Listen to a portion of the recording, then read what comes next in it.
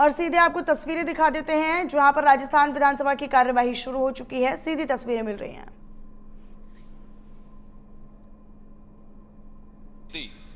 की समीक्षा के लिए जो आपने समिति बनाई है उसकी समय सीमा तय है क्या? यदि हाँ है तो कब तक है? राजसेज वाली राज्य स्तरीय हमारे पास ये कमेटी की तो रिपोर्ट भी आ चुकी है और इस पे हम चर्चा कर रहे हैं। उच्च स्तरीय कमेटी की जांच हमारे पास सरकार के पास आ गई है और निश्चित रूप से जल्दी इस पे निर्णय लिया जाएगा।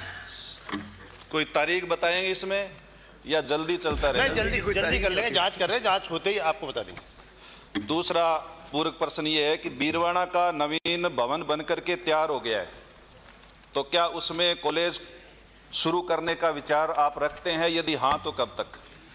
अभी आपकी कॉलेज कोऑपरेटिव सोसाइटी के भवन में चल रही है। में नहीं, प्रश्नकाल हमने सीट माननीय सदस्य मैं आपको इसकी तारीख दे देता हूं। इतनी बार कह चुका प्रश्नकाल में कोई सदस्य उठ के किसी मंत्री का नहीं जाएगा। 30/8/2024 तक ये पूर्ण होने की पूरी संभावना। निश्चित रूप से इस महीने के लास्ट तक आपकी कॉलेज उसमें संचालित हो जाएगी। धन्यवाद।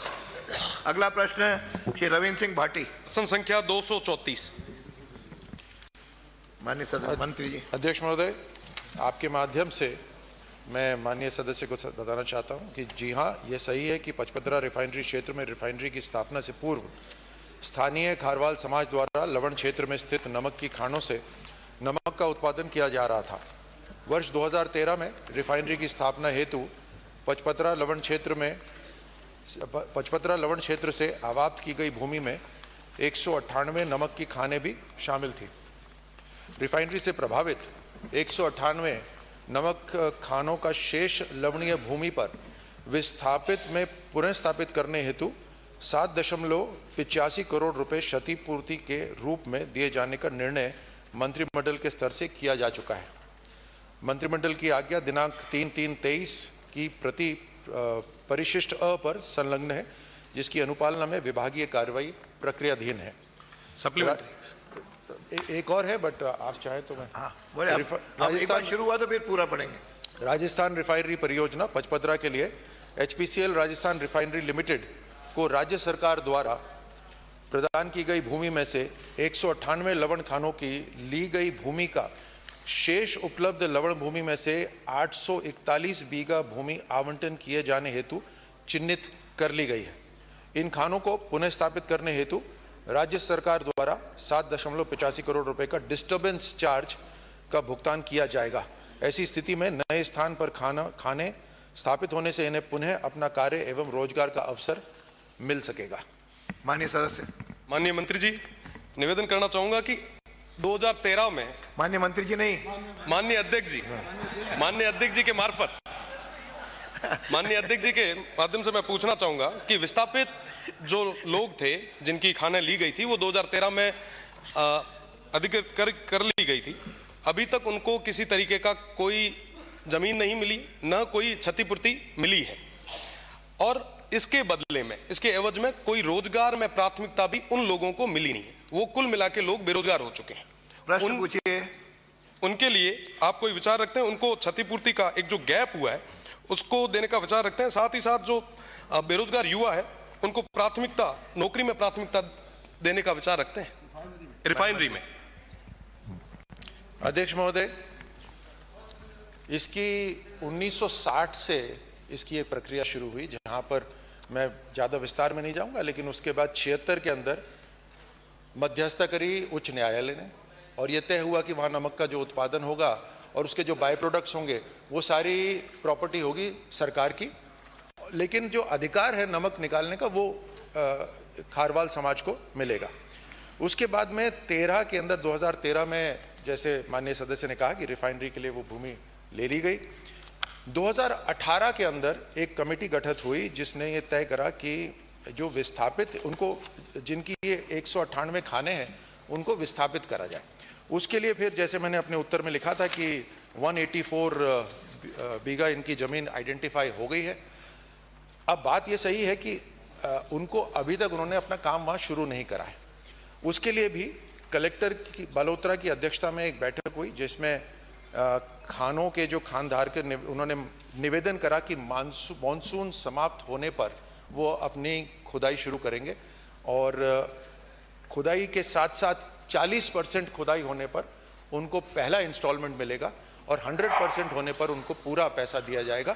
उसके साथ साथ उन्होंने माननीय सदस्य ने यह भी कहा कि जो रिफाइनरी है उसके अंदर जॉब्स को लेकर ऐसा कोई अलग से विचार नहीं है, लेकिन जब भी जैसे जब नमक की खानें थी तो उससे एक इकोसिस्टम बनता है, उसी तरह रिफाइनरी आएगी तो उससे और भी बड़ा इकोसिस्टम बनेगा।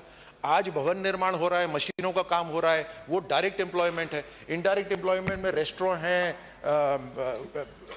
ट्रांसपोर्टेशन है, ये सारा इनडायरेक्ट जॉब है।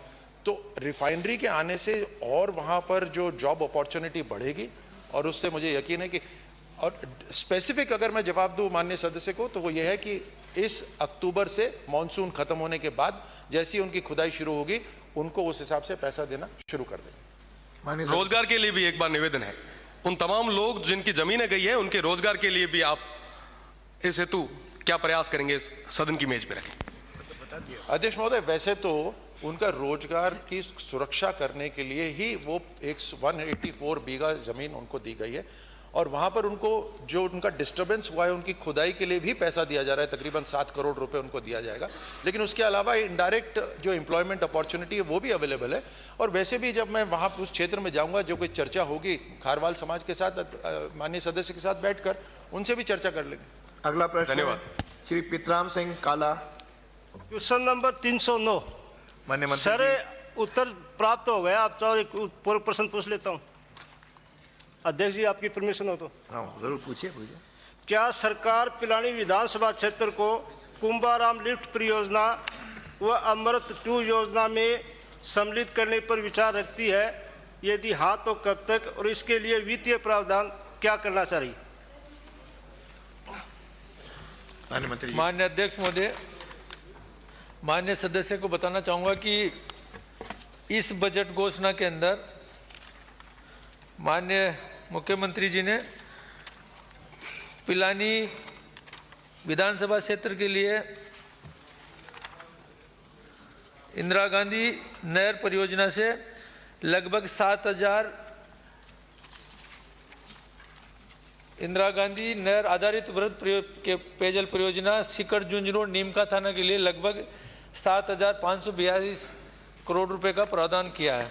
इसमें इनकी पिलानी विधानसभा क्षेत्र के भी जितने भी जो गांव है, दोनों कस्बे हैं, इनके लिए इसके अंदर हम आने वाले बहुत जल्दी इनके एस्टीमेट भी बना लिए हैं, टेंडर भी लगाने जा रहे हैं और मार्च 2027 से पहले आपके हर गांव को जल जीवन मिशन के तहत जोड़ देंगे, कोई भी आपका गांव और कस्बा नहीं बचेगा। धन्यवाद मंत्री जी। दूसरा पूरक प्रश्न है, पिलानी विधानसभा क्षेत्र में जो ट्यूबवेल सूख चुके हैं, क्या उनको वापस उनके स्थान पर नए ट्यूबवेल सैंक्शन करने का विचार है? यदि है तो कब तक? दूसरा, जो अधिकारी जिनकी लापरवाही से 18 दिन से 20 दिन से ट्यूबवेल बंद पड़े रहते हैं, छोटी छोटी चीज़ से, क्या उनके विरुद्ध आप कार्रवाई करने का विचार रखते हैं? यदि हाँ तो कब तक?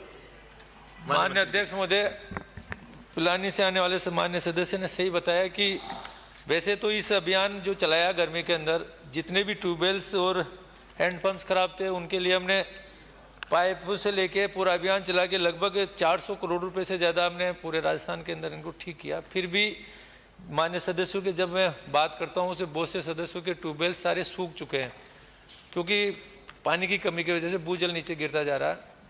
कई जो परिपाटी आती आई अब तक पिछले समय से सूखे हुए ट्यूबवेल्स को ड्राई घोषित कर देते हैं, बाकी ये नहीं देखा जाता है कि उसमें क्या मोटर ख़राब है, उसकी केबल ख़राब है या उसके कोई पाइप नीचे लोरिंग उतारने से ही पानी निकल सकता है। और सिर्फ बजट बुक करने के लिए या उनको कहीं ना कहीं उनके स्वार्थ के लिए नया ट्यूबवेल्स लगभग 20 से 22 लाख रुपये खर्च करते हैं। इस बार मैंने हमारे सभी अधिकारियों को मैंने निर्देशित किया है कि आप माननीय सदस्यों से बात करके आपके इंजीनियर्स को फील्ड में भेज के जितने भी खराब ट्यूबवेल्स हैं उनमें किस वजह से ख़राब है, क्या कारण है, ये सारी देंगे। तो लगभग 3000 ट्यूबवेल्स की तो मेरे पास लिस्ट आ गई। बाकी आने वाले माननीय सदस्य के जितने भी ट्यूबवेल्स आप लिस्ट वो दे दो, उनको मैं चेक करा लूँगा। उन सूखे ट्यूबवेल्स में अगर उनमें छोटी छोटी कमी से किसी में 1 लाख लगेगा, किसी में 5 लाख लगेगा, नहीं होगा तो उसके बराबर के अंदर हम दूसरा ट्यूबवेल्स करके वही कनेक्शन, वही मोटर और वो सारी चीज़ हम उसमें काम ले लें। इसके लिए हमने आने वाले 15 दिन में महीने के अंदर हम इसका पूरी डिटेल लेके आपको सूचित कर देंगे। अगला सब प्रश्न ठीक है करेंगे। डॉक्टर शैलेश सिंह। ये टेबल कर देता हूँ सर, हो गया, टेबल दो कर हो गए। देता हूँ। प्रश्न आगे संख्या आपका एक ही विधान 310। प्रश्न संख्या 310। माननीय मंत्री जी। माननीय अध्यक्ष महोदय,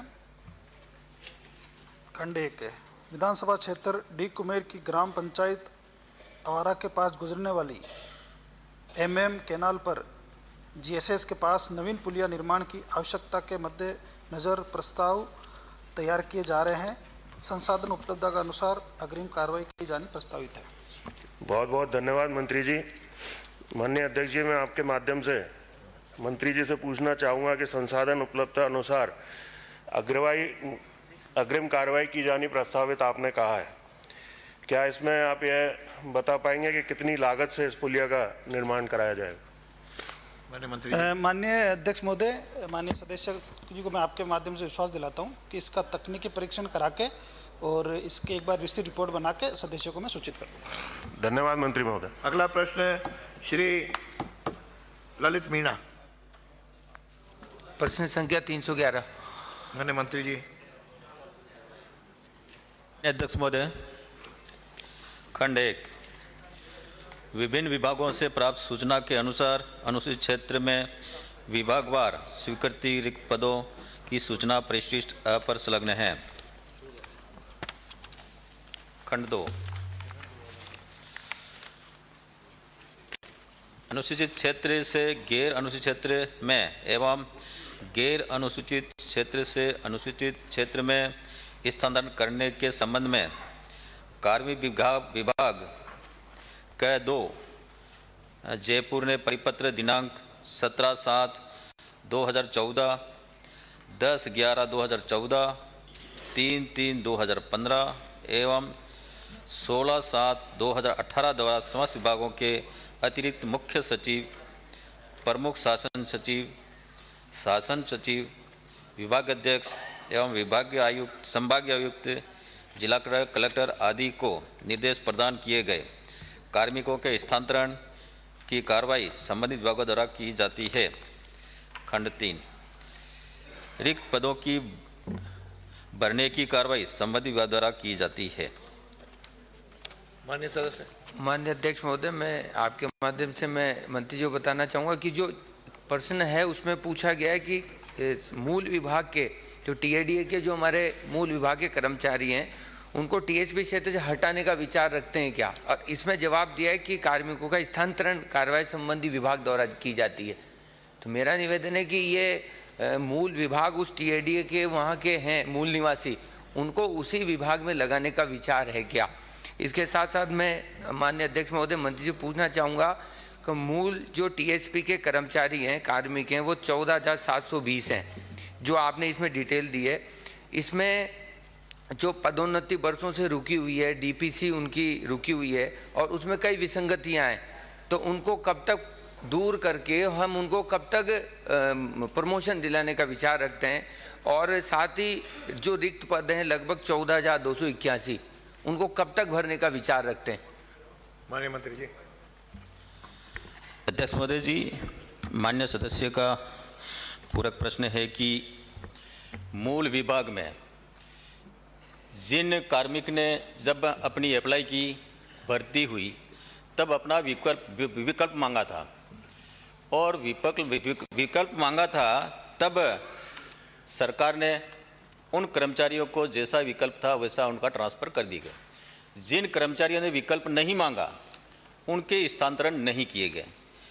दूसरा आपका सवाल था कि जो खाली पद हैं, अध्यक्ष महोदय जी इसकी सूची मैंने आपको दे दी गई है और खाली पदों को भरने की कार्रवाई विभागों द्वारा की जाती है।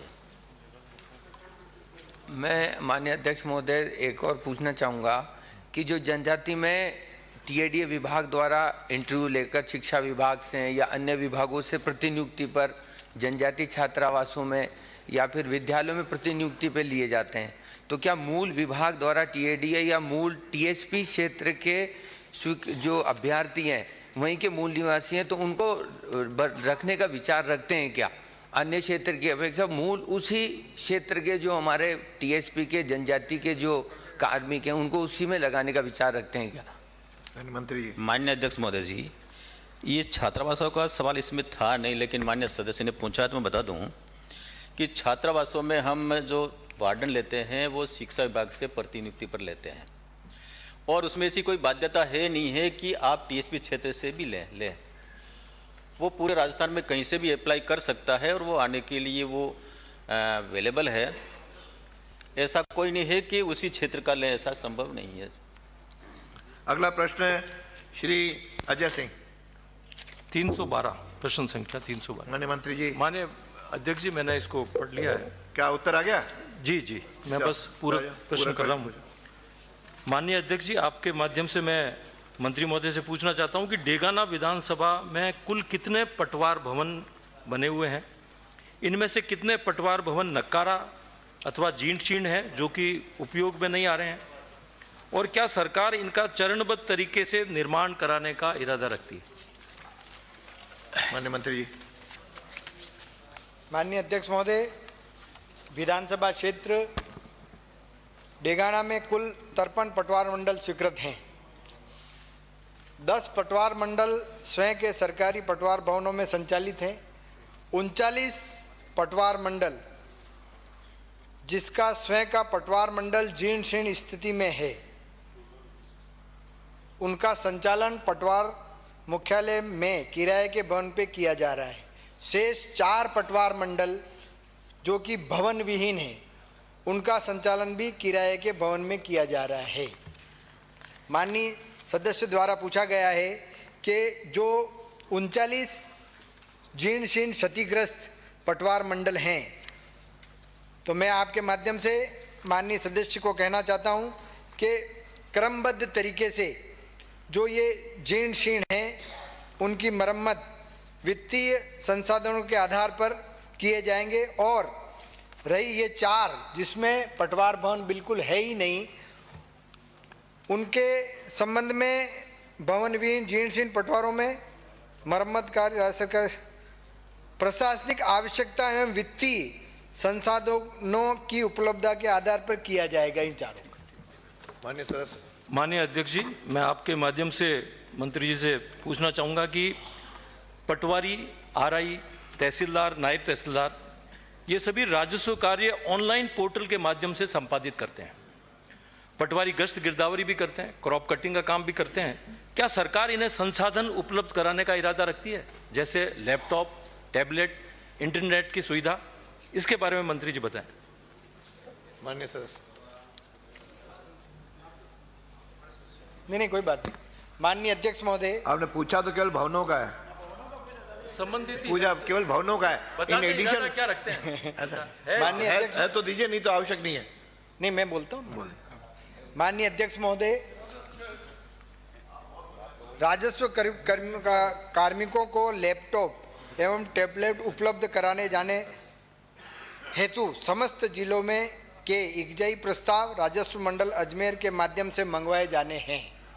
और क्योंकि आवश्यक है, आज इस आधुनिक दौर में सभी कार्मिकों को ये साधन उपलब्ध करना आवश्यक है। आज जैसे गिरदावरी करना, सीमा ज्ञान की जानकारी देना, अन्य ऐसे कई मामले हैं जो ऑनलाइन होने से उनकी वस्तु स्थिति का भी पता रहेगा और विभाग में कौन कर्मचारी अधिकारी कहाँ तक उसके समस्या का निवारण करेगा, ये इसके लिए आवश्यक है। और आपसे मैं निवेदन करना चाहता हूँ, इसके बारे में विभाग द्वारा प्रस्ताव लिया जाएगा और इसके व्यवस्था करने का काम किया जाएगा। अगला प्रश्न श्री गोविंद सिंह डोटासरा।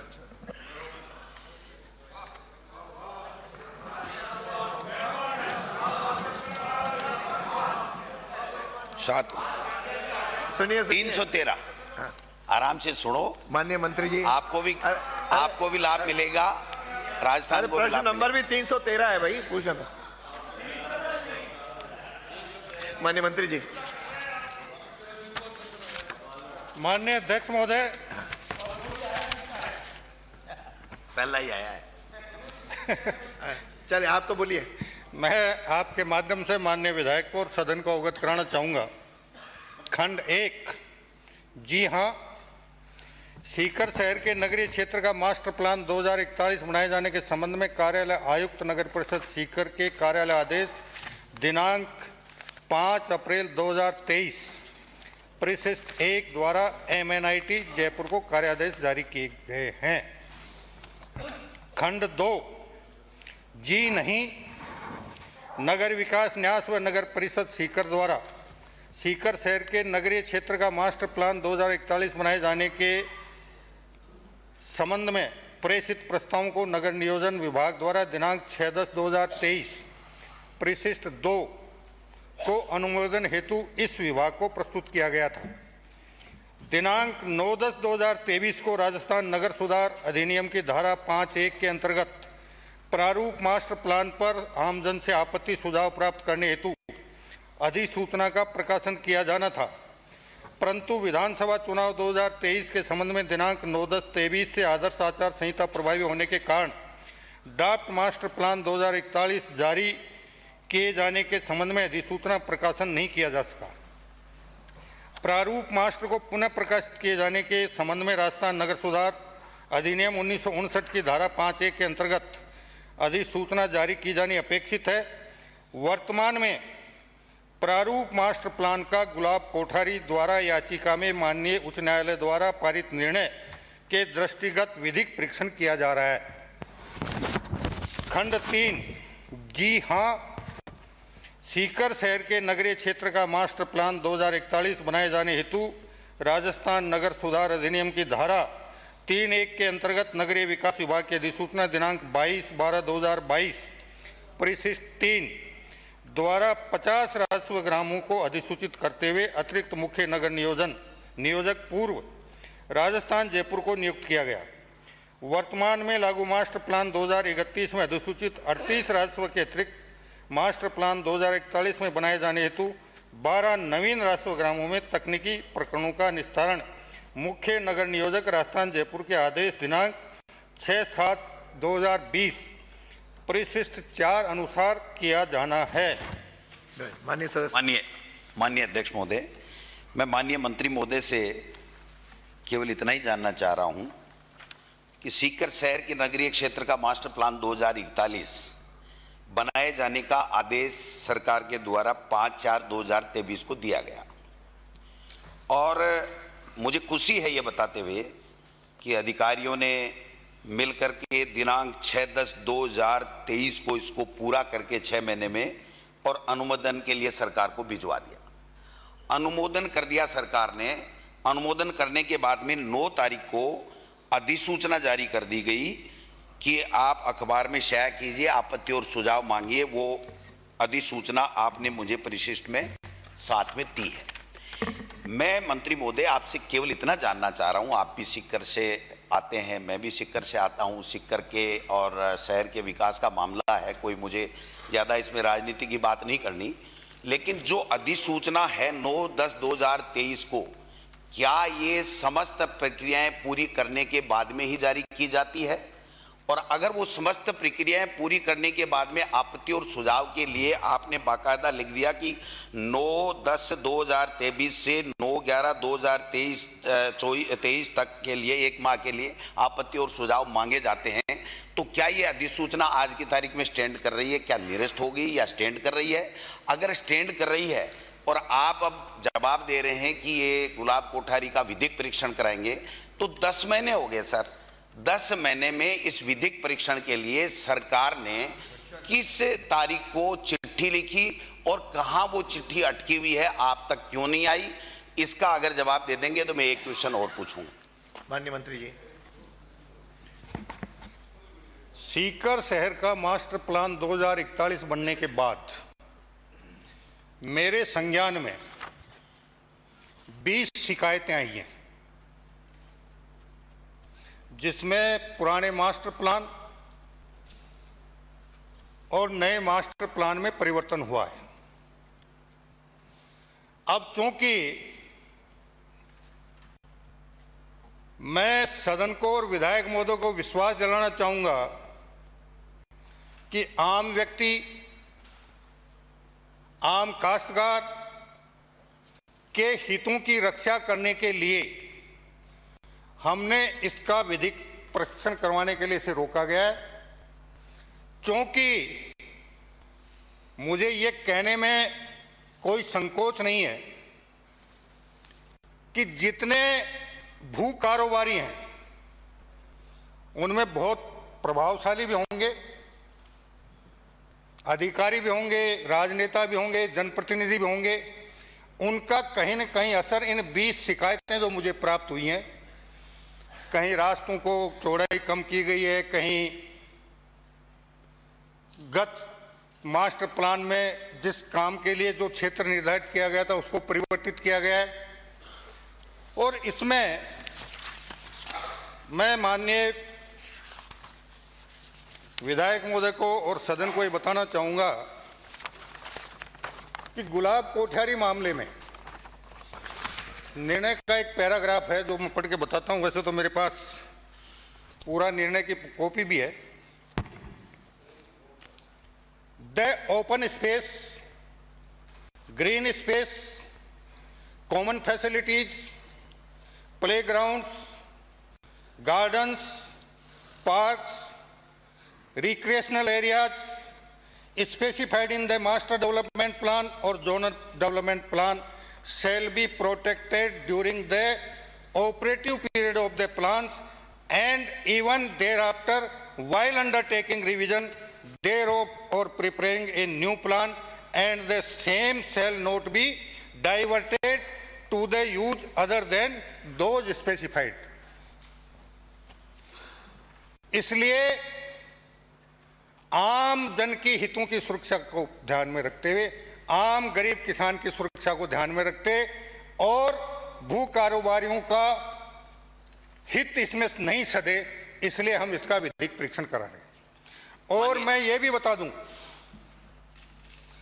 कि हम 2024 में आपत्तियां वापत्तियां सारी पूर्ण करके और इस मास्टर प्लान को फाइनल करके लागू करवा देंगे।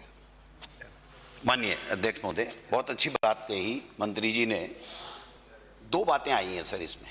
एक बात तो है कि गुलाब कोठारी जी के मामले में जो निर्णय है उसकी पालना में ये विधिक परीक्षण करा रहे हैं। मैंने पूछा था कितनी तारीख को भेजा और किसके यहाँ भेजा और कितने दिन लगेंगे, ये बात, 1 मिनट मैं पूरी बात कर लूँ, वो बात आई नहीं। एक मैंने पूछा था कि अधिसूचना आज भी प्रभावी है या निरस्त कर दी गई, लेकिन मंत्री जी ने चूंकि सीकर जिले के हैं और आज राजस्थान के मंत्री हैं तो उनके पास कोई न कोई शिकायत आई होगी। मैं आपके माध्यम से मंत्री जी से कहना चाहता हूं कि जितनी भी तमाम शिकायतें आई हैं उनकी आप जांच कराइए। इसका विधिक परीक्षण से कोई सवाल नहीं है। वो तो आप आपत्ति और सुझाव अगर आएंगे तो आपके पास तमाम शिकायतें भी आएंगी, उसका जो उत्तर भी आएगा, जवाब भी आएगा, और आप सक्षम हैं कि उनके ऊपर कोई भी निर्णय लेने के लिए सरकार सक्षम है। मुझे इसमें आपत्ति नहीं, विधिक परीक्षण में आपत्ति नहीं। मैं तो केवल इतना कह रहा हूं कि 6 महीने में मास्टर प्लान बन गया और आपके श्रीमुख से 1 बार नहीं 4 बार सदन में भी बार ये कहा गया कि मैं सीकर के उसको अर्बन एरिया को बढ़ाना चाहता हूं जिससे वहां नगर निगम संचालित हो सके या सरकार खोला जा सके। तो मेरा इतना सा सबमिशन है कि 6 महीने में मास्टर प्लान बन गया और 10 महीने में विधिक परीक्षण या नहीं आए, ये आपत्तियां और सुझाव अगर आप मंत्री महोदय प्रकाशन करोगे तो और ज्यादा आएंगी और ज्यादा आएंगी तो और ज्यादा सुविधा होगी आपको उन भूमाफियाओं को पकड़ने में, और हम आपके साथ हैं सब के सब। लेकिन मेरा तो इतना ही है कि 6 महीने में बन गया और 10 महीने में वो अधिसूचना जारी है, वो अखबार में देनी है। आप पैरेलल भी दोनों काम कर सकते हैं, विधिक परीक्षण भी कर रहे हैं। मैं इतना ही आपके माध्यम से क्वेश्चन पूछना चाहता हूं, क्या ये संभव नहीं है कि आपत्तियां भी मांगी जावें और विधिक परीक्षण भी होता रहे? 1 महीने के अंदर आप सुनिश्चित कर सकते हैं क्या कि आपत्तियां मांग लें, अखबार में शाया हो जाए, सुझाव आ जाएं, आपके पास सारी चीजें आ जाएंगी और विधिक परीक्षण भी 1 महीने में अगर हो जाए तो ये काम आगे बढ़ सकता है। आप सीकर जिले के हैं तो आपको सीकर जिले को आपको तोहफा देने का भी ये उचित समय है, तो क्या आप करेंगे? क्या ये दोनों साथ साथ चलेंगे क्या? माननीय मंत्री जी, अरे आप बैठे 20 की 20 शिकायतें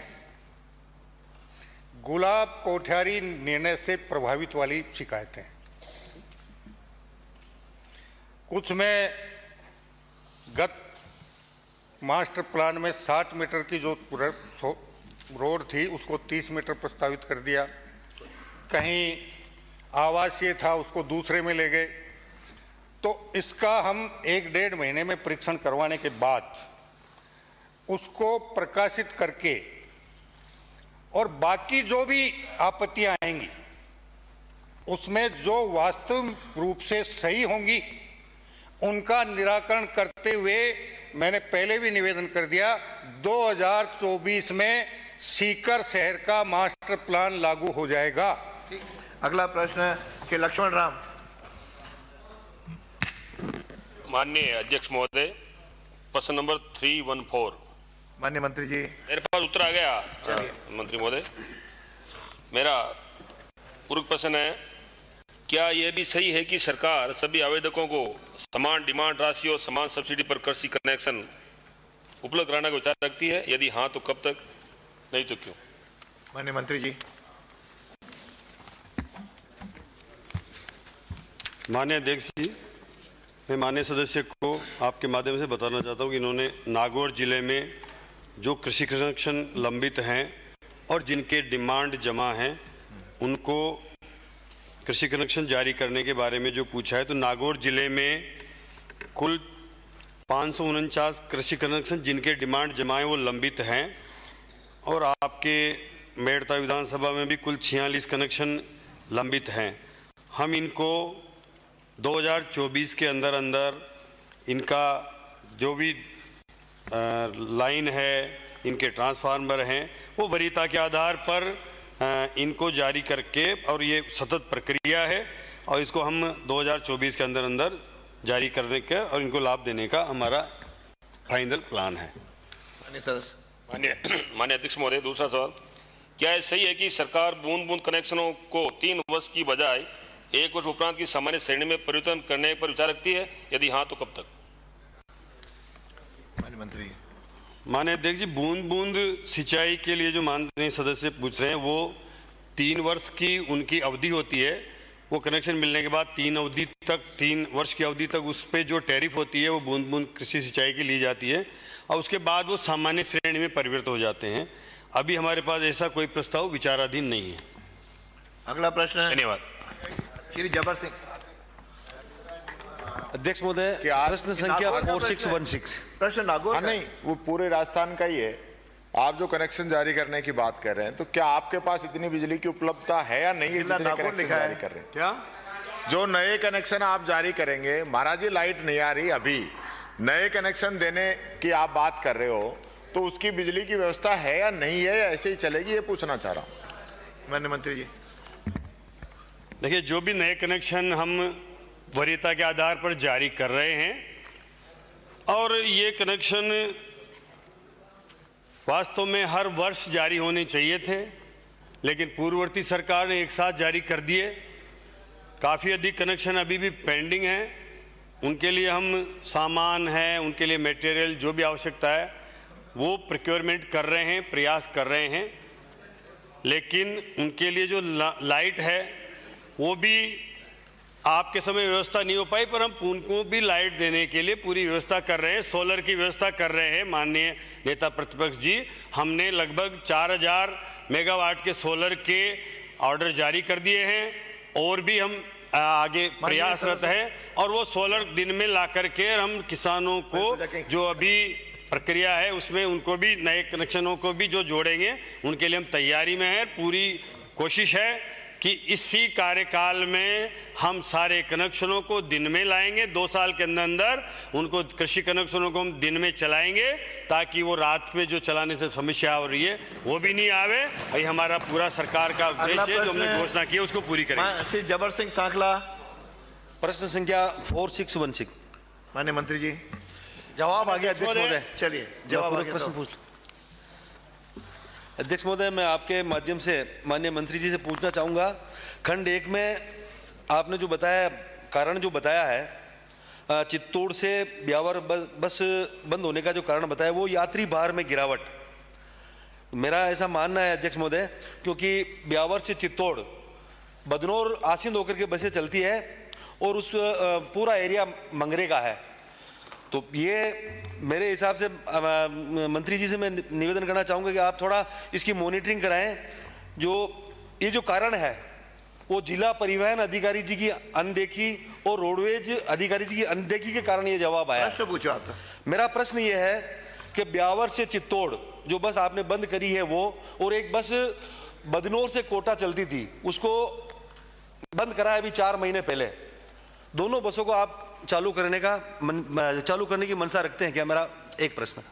माननीय अध्यक्ष महोदय, माननीय सदस्यों को आश्वस्त करना चाहता हूं कि हमारी सरकार जब से आई है और माननीय यशस्वी मुख्यमंत्री जी ने जिस तरह हमारे बेड़े में जो बसों का दिनों दिन घोषणाएं हो रही है, 510 बसें आने वाली है और 1000 और आने वाली है। निश्चित रूप से अगर आप चाहते हैं और यात्री बार है तो निश्चित रूप से आप कहोगे उतनी बसें लग जाएगी, बसों की कोई दिक्कत नहीं आएगी। अध्यक्ष महोदय, मेरा दूसरा प्रश्न यह है, चलो आप दो यात्री बार दो, आप कोई दिक्कत नहीं। अध्यक्ष महोदय, मेरा दूसरा प्रश्न यह है, तो पूछ लेना।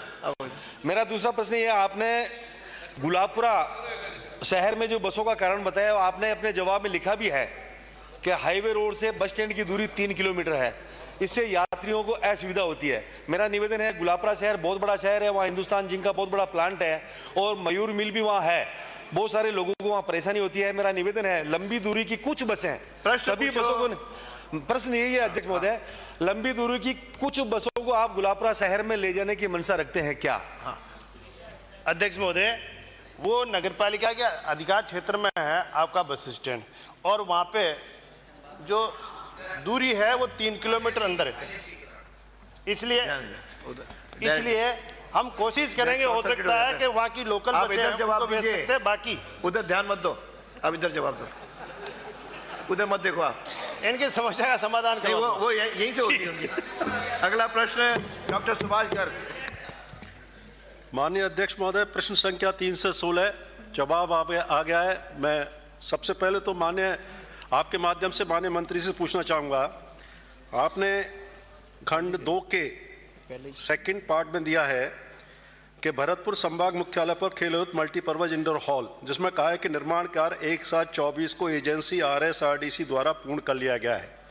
मेरा आपसे कहना है ये पूर्णतः गलत है और जिस भी अधिकारी ने आपको ये गलत उत्तर दिया है उसके खिलाफ कार्रवाई करने का विचार रखते हैं क्या? उसके बाद मैं सप्लीमेंट्री पूछूंगा सर। ये भी एक सप्लीमेंट्री, एक और पूछोगे? नहीं सर, गलत का पूछ रहा हूं सर, मैं तो गलत जवाब दिया है। हाँ तो सप्लीमेंट्री में आता है ये, आप तो पूछो। तो इसमें मैं एक सप्लीमेंट्री 2 मिलेंगे, एक ये एक दूसरा, तो इसी को मैं जोड़ देता हूं सर, फिर एक का नुकसान मतलब। दूसरा ये है कि इसी के आगे मैं पूछ रहा हूं सर कि मल्टीपर्पज इंडोर हॉल का जो निर्माण कार्य जैसा कि आपने बताया पूर्ण हो चुका है। मेरी जो जानकारी है केवल 2 ब्लॉकों का निर्माण हुआ है, 2 ब्लॉक अभी निर्माणाधीन है और इसमें मैं पूछना चाहता हूं इसी के तहत क्या सरकार भरतपुर में स्पोर्ट्स कॉम्प्लेक्स के निर्माण करने का विचार रखती है? क्योंकि आप कह तो रहे हैं इसमें, लेकिन मेरे को जानकारी वो अलग है, तो मैं इस पर पूछना चाहता हूं कि स्पोर्ट्स कॉम्प्लेक्स का निर्माण करने का विचार रखती है क्या? इसके स्कोप में कोई परिवर्तन किया गया है क्या? पहला तो ये सप्लीमेंट्री है, दोनों मिलाकर। दूसरा पर पूछूं। अध्यक्ष महोदय, वैसे प्रश्न तो इन्होंने 3 पूछ लिए हैं, लेकिन अंत में इन्होंने कहा कि ये पहला प्रश्न। चलिए कोई बात नहीं। सबसे पहला कि जवाब गलत है। मैं आपके माध्यम से माननीय सदस्य को बताना चाहता हूं कि 2 बजट घोषणाएं हुई। पहली थी 21-22 और उसके बाद थी 23-24। 23-24 के अंदर भी मल्टीपर्पज इंडोर हॉल के अंदर भवन निर्माण था और 21-22 के अंदर भी भवन निर्माण था। 21-22 के अंदर 8 करोड़, तकरीबन 8 करोड़ रुपए दिए गए, उससे 2 ब्लॉक मल्टीपर्पज हॉल और 2 ब्लॉक का निर्माण हो गया है, वही उत्तर में दिया है। उसके बाद 23-24 के अंदर जो और बजट आया वो तकरीबन 7 करोड़ का आया, वो कार्य 2 ब्लॉक का अभी चल रहा है। माननीय अध्यक्ष महोदय, पहली चीज तो यह है कि 23-24 में इंडोर स्टेडियम के भवन के निर्माण के लिए कोई बजट घोषणा नहीं है, वो है भरतपुर में स्पोर्ट्स कॉम्प्लेक्स भवन के निर्माण के लिए। अधिकारी फिर गुमराह कर रहे हैं माननीय मंत्री महोदय को। तो मेरा ये आग्रह है कि इसको संज्ञान में ले जाए। दूसरा मैं ये पूछ रहा हूँ कि भरतपुर में जो स्पोर्ट्स कॉम्प्लेक्स की बात कही गई थी, उसके लिए मैंने आपसे पूछा क्या उसका निर्माण होगा या नहीं होगा, या उसके स्कोप में कोई परिवर्तन किया गया, मैं वो पूछ रहा हूँ। माननीय मंत्री जी, या फिर अध्यक्ष महोदय, 2 बार कहा प्रश्नकाल में कोई अपनी सीट से नहीं हिलेगा। कितनी बार इधर उधर दोनों जगह कहूं? माननीय मंत्री जी। अध्यक्ष महोदय, माननीय सदस्य का जो प्रश्न है कि वहाँ पर स्पोर्ट्स कॉम्प्लेक्स का निर्माण होगा या नहीं, मैं उन्हें बताना चाहता हूँ कि 23-24 के अंदर ये घोषणा थी और इसका कार्य तकरीबन अगले साल के मध्य तक पूर्ण हो जाएगा। अगला प्रश्न श्रीमती अनीता बघेल। प्रश्न संख्या 2005। माननीय मंत्री जी। माननीय अध्यक्ष महोदय, खंड 1, भारत सरकार द्वारा दिनांक 25/6/2015 को अमृत योजना प्रथम की शुरुआत की गई है। प्रदेश में अमृत योजना प्रथम के अंतर्गत 23 शहरों कस्बों की जलापूर्ति योजनाओं की राशि रुपये 1007.36 करोड़ की स्वीकृति भारत सरकार के शहरी विकास मंत्रालय के अपेक्स कमेटी द्वारा दिनांक 18/11/2016 को जारी की गई। शहरवार स्वीकृत योजनाओं की सूची प्रशिष्ट ऐप पर संलग्न है। भारत सरकार द्वारा दिनांक 1/10/2021 को अटल नवीकरण और शहरी परिवर्तन मिशन अमृत 2 योजना की शुरुआत की गई। इस योजना के अंतर्गत 178 शहरों कस्बों की जलापूर्ति योजनाओं की राशि रुपये 4769.84 करोड़ की स्वीकृति दिनांक 6/2/2023 एवं 5 शहरों कस्बों की जलापूर्ति योजनाओं की राशि रुपये 353.22 करोड़ की स्वीकृति दिनांक 17/5/2023 को जारी की गई। अर्थात 183 शहरों कस्बों के लिए कुल राशि रुपये 5123.06 करोड़ की स्वीकृति जारी की गई। शहरवार स्वीकृत योजनाओं की सूची परिशिष्ट वेब पर संलग्न है। खंड 2, अमृत योजना प्रथम के अंतर्गत अजमेर शहर के लिए पेयजल वितरण प्रणाली में संवर्धन की योजना राशि रुपये 29.98 करोड़ की डीपीआर की स्वीकृति रूडिस्को की राज्य स्तरीय तकनीकी समिति द्वारा दिनांक 30/3/2017 को जारी की गई। अमृत योजना प्रथम एवं स्मार्ट सिटी योजना के कार्यों का समेकित कार्यादेश दिनांक 9/5/2018 को राशि रुपये 103.09 करोड़ का जारी किया गया। अमृत योजना प्रथम के समस्त कार्य दिनांक 24/4/2022 को पूर्ण कर राशि रुपये 28.01 करोड़ का व्यय किया गया एवं कोई राशि शेष नहीं है। कार्यवार परिशिष्ट से पर संलग्न है। मैं अध्यक्ष महोदय मान्य सदस्य को बताना चाहूँगा जो प्रश्न पूरा कर लो फिर बताना पूछें तो। नहीं, इसी में जो माननीय मंत्री जी इसे पूरा पढ़ लीजिए। अमृत 2 योजना के अंतर्गत अजमेर शहर की पेयजल योजना की स्वीकृति दिनांक 6/2/2023 राशि रुपये 186.17 करोड़ की राशि जारी की गई। योजना की विस्तृत परियोजना रिपोर्ट बनाई जा रही है जिसे अगस्त 2024 तक बनाकर तकनीकी स्वीकृति उपरांत निविदा प्रक्रिया प्रारंभ करना प्रस्तावित है। उक्त कार्य दिसंबर 2026 तक पूर्ण करना लक्षित है। खंड 3, अमृत योजना प्रथम के अंतर्गत 23 शहरों कस्बों में से 19 के कार्य पूर्ण कर लिए गए। शेष 4 शहरों यथा धौलपुर, हिंडौन सिटी, झालावाड़ और बारा के कार्य अपूर्ण है। कार्यों के पूर्ण होने में देरी का कारण मुख्यतः संवेदक द्वारा धीमी गति से कार्य करना रहा है, जिसके कारण संवेदकों के विरुद्ध शासित आरोपित की गई है, जिसका विवरण परिशिष्ट दय पर संलग्न है। माननीय सदस्य। माननीय अध्यक्ष महोदय, आपके माध्यम से माननीय मंत्री महोदय से पूछना चाहूँगी 18/11/2016 को 23 शहरों के लिए 1007.36 करोड़ रुपए स्वीकृत हुए। अभी तक भी 4 शहर धौलपुर, हिंडौन, बारा और झालावाड़ के लगभग 215 करोड़ रुपए के काम पूरे नहीं हुए। अभी तक भी 2016 से 2024 चल रहा है। अब 2024 में आपका सेकंड फेज आ गया, वो स्वीकृत हुआ 6/2/2023 को। 1 साल हो गया उसको स्वीकृत हुए, उसके बावजूद भी अभी तक उसकी डीपीआर नहीं बन रही। आपको ही संबोधन कर रही हूँ माननीय अध्यक्ष महोदय। हाँ, पर मैं तो सामने ही देखूंगी ना, तो सामने ही देख रही हूँ। मंत्री जी की तो पीठ है, इसलिए मंत्री जी मेरी तरफ नहीं देख रहे हैं, आपको ही देख रही हूँ। तो इसलिए मेरा निवेदन है, हाँ, मेरा निवेदन है आपसे कि इसमें अजमेर शहर की बात है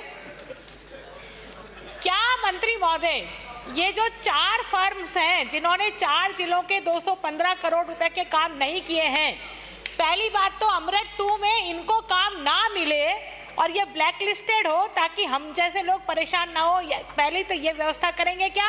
और इसी के अंदर मेरा प्रश्न है कि जो अमृत 2 में अजमेर शहर के लिए 186 करोड़ रुपया है, वो 186 करोड़ में से अजमेर दक्षिण के लिए कितना है? दूसरे खंड में जो आपने जवाब दिया, खंड 2 में, कि 29.98 करोड़ रुपया स्मार्ट सिटी के साथ समेकित करते हुए 103 करोड़ रुपए के काम हुए। तो आपने अमृत फर्स्ट के कामों की सूची तो दे दी, लेकिन जिस स्मार्ट सिटी का उल्लेख किया है उस स्मार्ट सिटी के कामों की सूची नहीं दी है, तो क्या ये भी उपलब्ध करा देंगे क्या? माननीय मंत्री जी, उत्तर का ही है। माननीय मंत्री जी, अरे भाई अजमेर शहर का प्रश्न। माननीय अध्यक्ष महोदय, ये सही है कि साल भर पहले अमृत 2 योजना के लिए जो 186 शहरों के लिए योजना थी, उसकी डीपीआर बनने में देरी हुई है। उसका सबसे बड़ा कारण है कि ये जो योजना, ये जो शहरों के अंदर पेयजल के लिए, पेयजल विभाग को पहले इनको मिली थी, बाद के अंदर तत्कालीन सरकार ने इस योजनाओं को इनके स्वायत्त शासन विभाग के पास ले ली। उनको लेने के बाद में उन्होंने जो इसको जो डीपीआर बनाने की जो फर्म थी, उसने वहाँ पे बैठे बैठे ही वहाँ पे डीपीआर बना दी। उन्होंने न मौके पे गए, मौके पे ज़रूरत क्या थी कि ये योजना, जो भी पुरानी जो योजना चल रही थी, उनका कहीं पे पाइपलाइनें डैमेज थी, कहीं पे गंदा पानी मिल रहा था, या डिमांड के अनुसार उनको पाइपलाइनें बदलनी थी, वो नहीं लेके इन्होंने बार बार जो कॉलोनियाँ बनी उनके हिसाब से उन्होंने बैठे बैठे योजना बना के इसका कर दिया। बाद में हमारी सरकार आने के बाद हमने इस सबको हमारे पास लिया। ये हमने फरवरी के एंड में हमारे पास ली। जब डीपीआर हमने चेक कराई मौके पे जाके, तो उसमें पता लगा कि ज़रूरत तो हमारे इस काम की है और उन्होंने ले दूसरे रखे, तो उसकी डिटेल बनाने के लिए वापस उस कंपनी को, हमने फर्म को हमने वापस, हमारे जो इंजीनियर्स हैं उनके साथ में, क्योंकि मुख्यतः जो देखा जाता है कि जो भी प्रॉब्लम होती है वहाँ का लाइनमैन को पता रहता है या जैन को पता रहता है, मोहल्ले के जो भी जनप्रतिनिधि वार्ड पार्षद को पता रहता है कि पानी आ रहा है नहीं आ रहा, क्या कारण है, उनसे पूछ के उसके अंदर संशोधन करके आने वाले लगभग हमने 186 में से 30 डीपीआर हमारे पास कंप्लीट है, उनके टेंडर लगाने की तैयारी करें और 15 अगस्त तक हम सारी डीपीआर हमारे पास आ जाएगी, सबके टेंडर लगा देंगे। माननीय सदस्य ने पूछा कि दक्षिण का, अजमेर दक्षिण का क्या है। 186 करोड़ की जो अमृत 2 योजना जो अजमेर के लिए बनी, उसमें 86 करोड़ की योजना दक्षिण की है। इसमें से हमें जो क्या क्या काम करने, ये भी मैं बता दूं, 4 जगह पर उस जलाशय का कार्य